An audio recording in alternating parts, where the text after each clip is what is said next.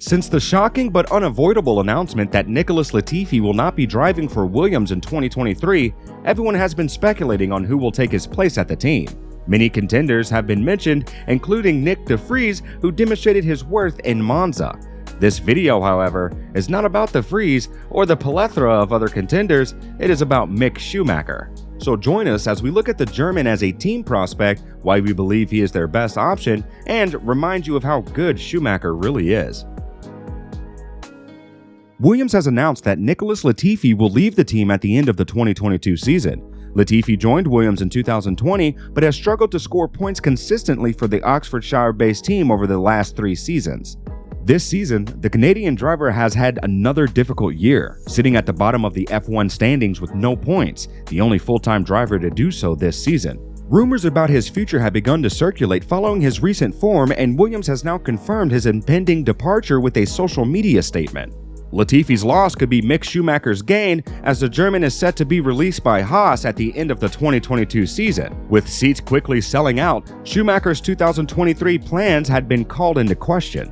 A door opening with Williams, on the other hand, could be the ideal opportunity for the son of 7-time world champion Michael Schumacher. Rumors of a move for the German youngster to the British-based team intensified this month after Williams' boss Jost Capito stated that Schumacher should be on the list of teams looking for a new driver. Capito told Sky Sports, "Of course, you look at what the other drivers are doing, we haven't decided on the second driver yet.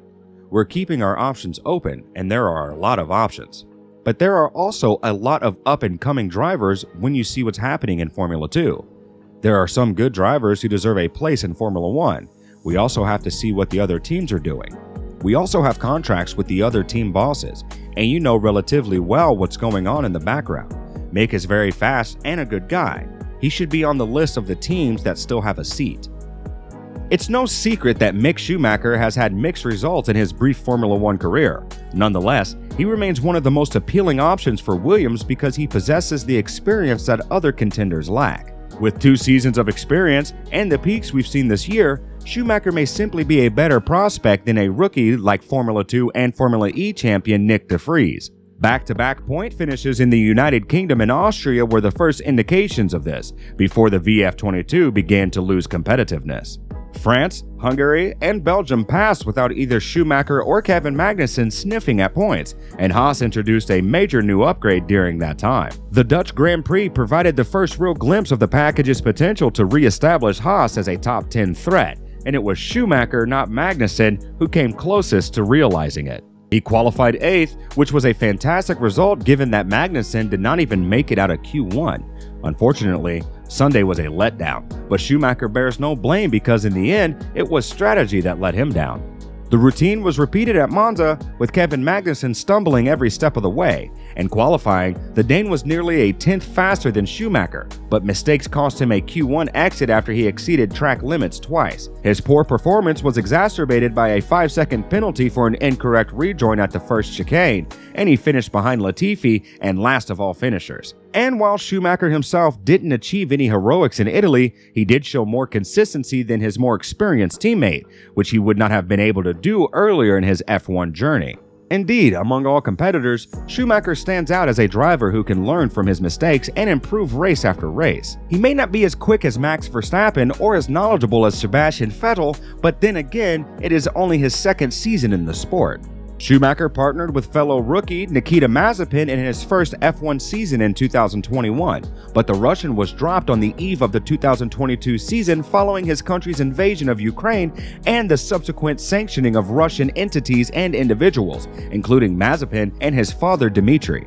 In Mazepin's place came Magnussen, who had previously driven for Haas from 2017 to 2020, as well as stints with McLaren and Renault, and Schumacher has benefited greatly from his more experienced teammates' tutelage. This year's Austrian Grand Prix could perfectly summarize Mick Schumacher's current form in terms of both positives and negatives. He was only 0.132 seconds slower than Magnussen in qualifying and fought hard against Hamilton without DRS in the sprint to delay the Merce and help his teammate earn 2 points. Then on Sunday, he was the faster Haas to finish 6th, his 2nd consecutive points-paying GP finish and his best result so far in his career. And while it was an impressive performance from the German, it also highlighted a flaw that he has yet to overcome. During Saturday's sprint race, Schumacher was stuck behind teammate Kevin Magnussen and asked to be let through, but there was no such team orders, so Schumacher stayed behind Magnussen as he defended against Mercedes' Lewis Hamilton. With Hamilton eventually passing, Schumacher finished 9th and Magnussen 7th, prompting the German to criticize the way events had been allowed to unfold. Ayo Komatsu, Haas chief race engineer, expressed his displeasure with Schumacher's attitude. Mick was behind Kevin and that frustrated him. His focus in the sprint race wasn't the right one. We talked about that afterwards. We talked before the sprint race about how we would do it as a team, but what he did after wasn't great, and what he said after that wasn't great either. Komatsu went on to say that Schumacher had a habit of focusing too much on his teammate at the expense of concentrating on his own race, and that the German occasionally needed a proverbial arm around the shoulder. Sometimes Mick focuses too much on his teammate. Then I say to him, look, Kevin really likes to help you, and he tells you things he would never have told Romanian Grosjean before. Then Mick thinks and realizes the most important thing for the team is to get up in the Constructors' Championship. I explain it to him, Mick, come on, you're doing well. Focus on your own performance and not on this thing, and then it's fine again. Despite his flaws, Schumacher has a slew of high-profile names vouching for him, implying that having him on your team is worthwhile. One defining feature of Schumacher's career thus far has been his proclivity to require 2 years in a championship before demonstrating what he is truly capable of. He needed 2 seasons to win the European Formula 3 title in 2018 before a promotion to Formula 2 in 19 yielded disappointed results but one win in the sprint race in Hungary. However, Schumacher won the F2 championship in 2020 and, thanks to his Ferrari connections, was given his Grand Prix debut in Bahrain at the start of 2021. Ross Brawn, Formula One's managing, motorsports, and technical director, acknowledged that as the big difference between Schumacher Jr. and Schumacher Sr., but has emphasized Mick's talent time and time again. He's different from his father, who was always immediately on the limit.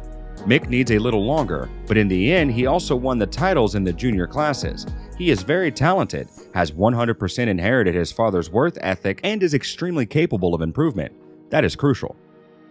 What better way is there to prove your point than having Ross Brawn, the man largely responsible for today's Mercedes F1 team and their dominance, to publicly back you up? Well, perhaps a 4-time world champion could be better. Of course, we're referring to Sebastian Vettel, who has been one of Mick Schumacher's closest friends in the sport and has been mentoring the youngster since his rise to F1. Sebastian Vettel is one of the most vocal supporters of the German rookie and has stated on numerous occasions that he has been impressed by the 23-year-old's performances. Schumacher's chances of remaining on the grid have been hampered by his results, with the German scoring points only twice in 35 races. Vettel, however, believes Haas is to blame, as the car was abysmal last season, neither driver having a chance to score. This season, Haas has made strides, but so has Schumacher, according to his mentor. I hope it won't happen. I think he deserves a seat. He's better than people think. He made good progress last year, which many people couldn't see. Unfortunately, because the car was so bad, it didn't show. I know there is more talent there. Having one of the sport's biggest names throw their support behind Schumacher can undoubtedly help in convincing Williams that he is a valuable option, but it is only one piece of the puzzle. With 6 races remaining on the calendar, the German must consistently outperform his previous form, and failing to score points is out of the question if he wants to compete next year. What are your thoughts? Does Mick Schumacher have a compelling case for staying in F1? If so, do you think Williams will prioritize him over the other options? And how do you rate Schumacher overall? Let us know in the comments section down below. And if you enjoyed the video, consider liking and subscribing. It helps us out a lot.